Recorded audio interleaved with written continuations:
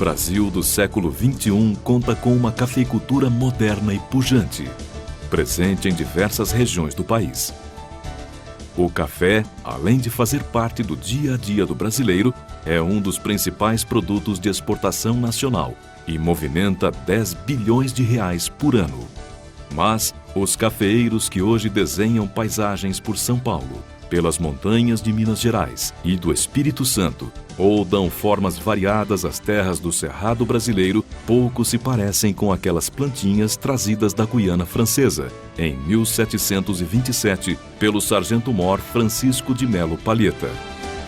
Um trabalho intenso de pesquisa fez do café uma planta mais produtiva, mais resistente a pragas e doenças e adaptada a diferentes regiões do país. E é sobre a contribuição do Instituto Agronômico de Campinas para a atual cafeicultura que nós vamos falar agora. Em busca de terras férteis, a cafeicultura do século XVIII se espalhou rapidamente pelo Brasil até chegar ao estado de São Paulo, no Vale do Paraíba, quando se iniciou um novo ciclo econômico no país. Não demorou muito para o Brasil se tornar o maior produtor e exportador de café do mundo. Em 1887, atendendo à solicitação dos cafeicultores paulistas, o imperador Dom Pedro II criou a Imperial Estação Agronômica de Campinas, logo transformada em Instituto Agronômico de Campinas. E nomeou como seu diretor Franz Wilhelm Daffer, que coordenou as primeiras pesquisas institucionais com cafeeiros. Graças ao esforço conjunto de seus funcionários, o Instituto se tornou referência mundial em pesquisas. E o café, que era um dos principais temas de estudos do IAC, ganhou em 1923 um setor próprio, a seção de café. Naquela época, numa proposta inovadora do Instituto Agronômico, solos desgastados foram recuperados com a prática da adubação.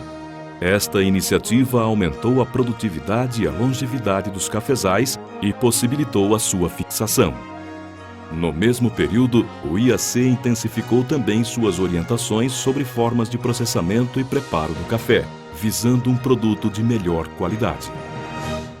Tudo ia bem até a desestabilização do mercado internacional, em 1929, quando um novo desafio foi apresentado aos pesquisadores do IAC: se preparar tecnicamente para o momento em que a importância econômica da cafeicultura fosse recuperada. Estabeleceu-se então um amplo programa de pesquisas envolvendo diversas linhas de estudo. Uma das principais ações foi a implantação do Banco de Germoplasma, uma coleção de plantas de grande diversidade genética. Nesse banco encontram-se os descendentes dos numerosos híbridos já realizados no IAC, além de 15 das cerca de 100 espécies do gênero Coffea e também de mutantes e cafeeiros arábicos do Iêmen, Índia e Etiópia, berço do café. Esta coleção, constantemente ampliada, possibilitou o estudo e a transferência de genes de interesse agronômico, resultando no desenvolvimento de 63 cultivares recomendadas para o plantio nas mais diversas regiões cafeeiras do Brasil, que são responsáveis por cerca de 90% dos mais de 4,2 bilhões de cafeeiros do tipo arábica do país. Algumas dessas cultivares fazem parte da história da cafeicultura nacional, com destaque para Catuai e Mundo Novo, consideradas alicerces da produção brasileira de café.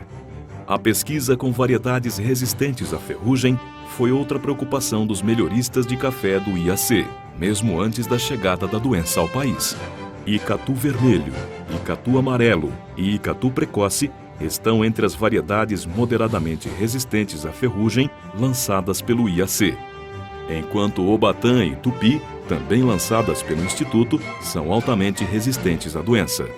Os pesquisadores do IAC desenvolveram ainda a cultivar Apoatã, resistente a nematóides. Recomendada como porta-enxerto, a Apoatã tornou as regiões da Alta Paulista, Noroeste e Alta Araraquarense novamente aptas para a cafeicultura. Outro estudo do Instituto Agronômico de Campinas, que tem como base o Banco de Germoplasma, é o que visa desenvolver cultivares resistentes ao bicho mineiro, praga que reduz a área de fotossíntese. prejudicando o desenvolvimento da planta e a produtividade. E foi nessa mesma coleção de recursos genéticos que os pesquisadores do agronômico descobriram cafeeiros da Etiópia com teores muito baixos de cafeína. Enquanto as variedades comerciais do tipo arábica apresentam cerca de 1 a 1,2%, estes cafeeiros têm apenas 0,07% de cafeína nos grãos. O estudo ocupou as páginas da revista Nature, um dos mais conceituados periódicos científicos do mundo. Mas, para garantir os bons resultados do trabalho de melhoramento genético, outras áreas de pesquisa tiveram que ser agregadas.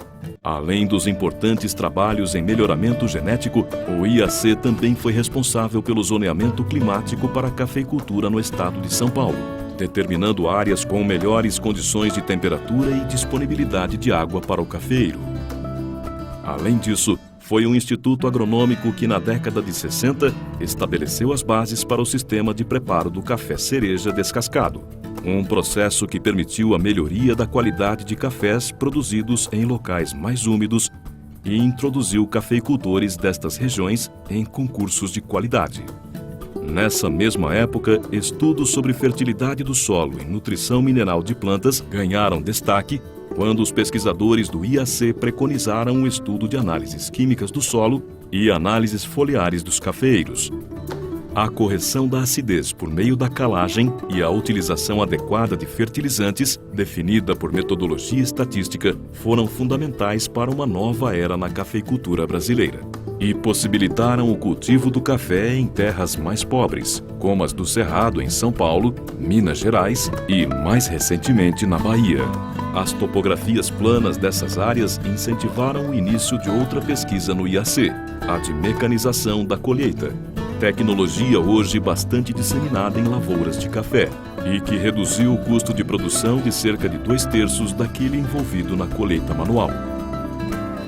O Centro de Café do IAC, que tem o nome de Alcides Carvalho, em homenagem ao ilustre melhorista de café do Instituto, ainda se dedica a projetos que dão sequência às linhas concebidas desde a sua fundação. Pesquisas têm sido conduzidas visando o desenvolvimento de cafeeiros tolerantes ao calor e à seca. Na sua programação de pesquisa também está contemplado o desenvolvimento de tecnologias que permitam a manutenção da cafeicultura em condições que lhe são adversas. São exemplos disso trabalhos desenvolvidos em irrigação, arborização e consorciação de cafezais, além do desenvolvimento de cultivares tolerantes a solos ácidos. A contribuição para a sustentabilidade do setor fica por conta de trabalhos nas áreas de fitotecnia, visando a sistemas de produção mais eficientes e econômicos em lavouras tradicionais e também dando respaldo científico à produção de cafés orgânicos. A sustentabilidade da cafeicultura está contemplada ainda nos trabalhos de socioeconomia que priorizam a agricultura familiar. O Centro de Café conta também com pesquisas na área de química do cafeeiro, que contribui para a agregação de valor ao produto. Aqui, o desenvolvimento de novas cultivares é complementado por técnicas de cultura de tecido e subsidiado por pesquisas de biologia molecular, que identificam sequências genéticas de interesse da produção e simplificam a seleção de cafeeiros com as características desejáveis nos diferentes trabalhos.